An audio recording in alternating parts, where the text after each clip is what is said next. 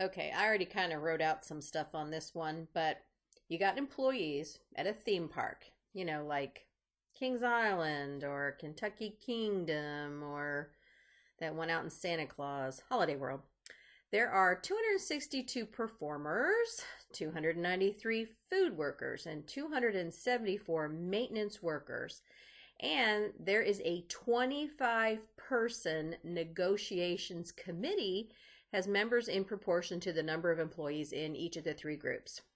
Use the Adams method to apportion the members of the negotiation committee.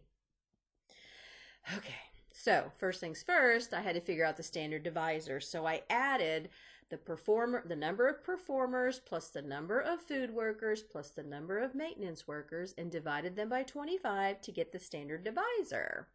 And then I came over here to figure out the standard quota of the performers. So I would take the 262 performers and divide it by 33.16, and that gave me 7. I really only need the 9, but I wrote 7.90. Then I went to the food workers. So the standard quota of the food workers, take the 293, divide it by the 33.16, and that came out to be 8.83. And last, I calculated the standard quota for the maintenance workers. So I took their population and divided it by the standard divisor. And that came out to be 8.26. Now, we're supposed to use Adams. And remember, Adams always uses the upper quota. So for the 7.90, he gave them 8. 8.38, he went up to the 9, and 8.26, he went up to the 9. Right?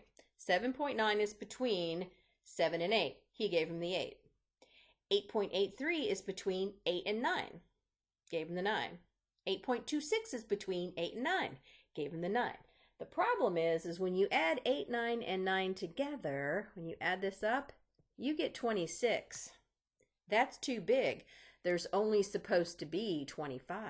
So, step 3, we're going to have to modify our divisor.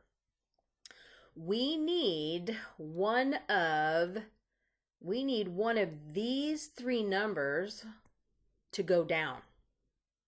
Because we're at 26, we need 25. So one of those numbers needs to get smaller. And if you want an answer to get smaller, then that means what you're dividing by has to get bigger. So we're going to modify the standard divisor by making it bigger.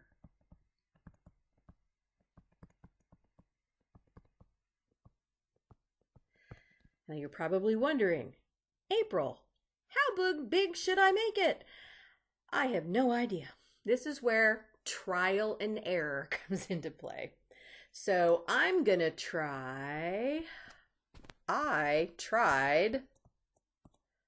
That's a tried. Oh my God. I tried 35.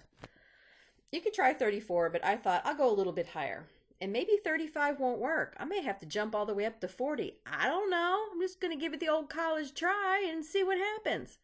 So for the performers, you're going to take their total, that's 262, and divide it by 35. You'll take the food workers, which is 293, divide that by 35. And you'll take the maintenance workers, which is 274, and divide that by 35. And we got to figure out what these are. Okay, so once again, I'm color coding to keep track of everything.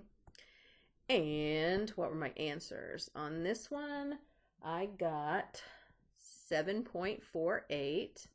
On this one, I got 8.37. And on the last one, there we go, 7.8.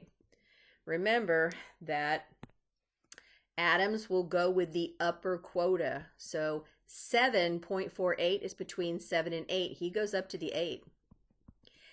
8.37, that's between 8 and 9. He'll give them the 9.